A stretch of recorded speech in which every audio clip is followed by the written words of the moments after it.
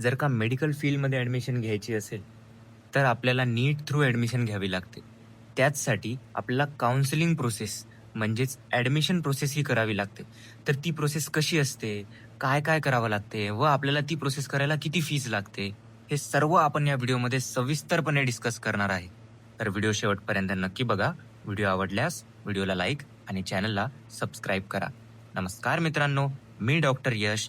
मेडमार्कमध्ये तुमचं खूप खूप स्वागत आहे. तर चला व्हिडिओला सुरुवात करूया. सर्वात आधी काय होते, सर्वात आधी आपला हा नीटचा पेपर होतो.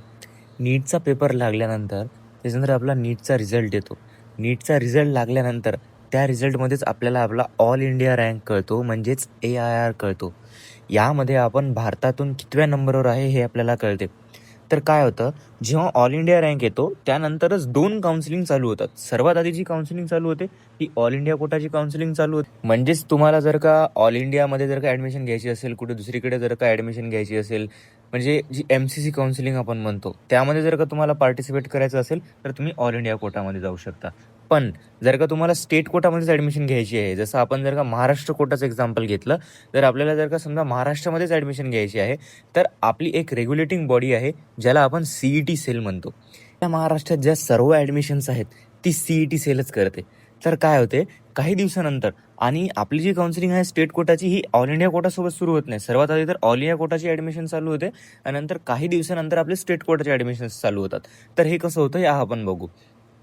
तर सर्वात आधी तर काय होतं ना, की आपल्याला CET सेलला काउन्सिलिंग करण्यासाठी आपल्याला करावं लागते रजिस्ट्रेशन. रजिस्ट्रेशनची डेट ते सर्व शेड्यूल ते त्यांच्या वेबसाईटवर अपडेट करत असतात. चॅनलशी जॉईन राहा, तुम्हाला सर्व प्रकारचे अपडेट्स मिळून जातील.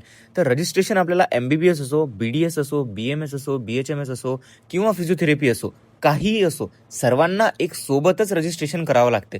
हे रजिस्ट्रेशन करायला आपल्याला 1,000 रुपये एवढी फीज लागते. 1,000 रुपये फीज दिल्यानंतर आपलं रजिस्ट्रेशन कंप्लीट होते आणि इथेच आपल्याला सर्व प्रकारचे डॉक्युमेंट्स आणि ते सर्व अपलोड करावं लागते. हीच सगळ्यात क्रुशियल स्टेप आहे आपल्या काउन्सिलिंगची.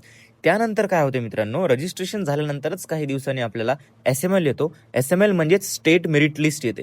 या मेरिट लिस्टवरून आपल्याला हे कळते की आपला महाराष्ट्रामध्ये रँक काय आहे. म्हणजेच जो AIR आहे त्याला आपण ऑल इंडिया रँक म्हणतो, म्हणजे आपण भारतातून कितव्या नंबरवर आहे. व सोबतच जर का आपण SML बघितलं तर याला म्हणतात स्टेट मेरिट लिस्ट, म्हणजे आपण महाराष्ट्रामधून कितव्या नंबरवर आहे. आपल्याला जी सीट स्टेट कोटामधून मिळणार आहे ते AIR मध्ये नसतेच. AIR मधून आपल्याला ती सीट मिळणारच नाही, ती आपल्याला मिळणार आहे SML मधून. कारण की स्टेट कोटामध्ये तर तेवढेच मुलं गृहीत धरतील जेवढे आपल्या महाराष्ट्रामध्ये आहेत. त्यानंतर SML आल्यानंतर काय होते, जी काउन्सिलिंग आहे, जी खरी काउन्सिलिंग आपण म्हणतो, ती स्टार्ट होऊन जाते. नंतर आपल्याला चॉईस फिलिंग करावं लागते. काही दिवसानंतर याच्या नोटिफिकेशन्स येऊन जातात.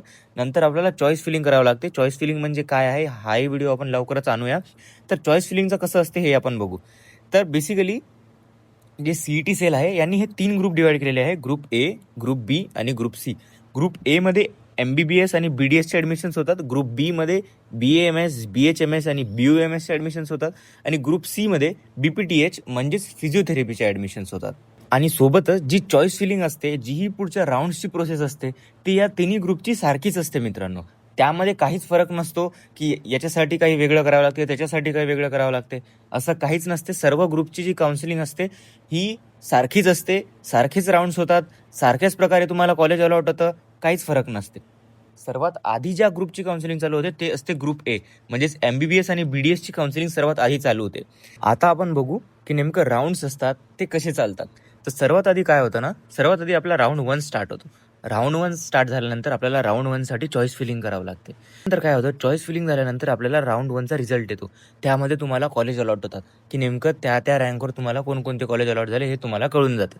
नंतर काय होतं, तो रिझल्ट आल्यानंतर लगेच राऊंड 2 स्टार्ट होतो 1-2 दिवसानंतर. राऊंड 2 स्टार्ट झाल्यानंतर राऊंड 2चा रिझल्ट येतो. त्याच्यानंतर राऊंड 3 स्टार्ट होतो आणि असंच मॉपअप राऊंडपर्यंत आपले शेवटचे राऊंड चालत राहतात. त्यानंतर जर का आपल्याला कॉलेज अलॉट झालं तर कॉलेज अलॉट झाल्यानंतर आपल्याला कॉलेजला रिपोर्टिंग करावं लागते तिथे जाऊन आणि तिथे जाऊन आपल्याला ॲडमिशन घ्यावी लागते.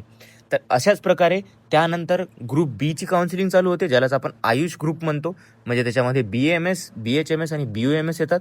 याचीही काउन्सिलिंग सेम अशीच असते जशी MBBS आणि BDSची असते आणि सेम तसंच ग्रुप C साठी सुद्धाही असते.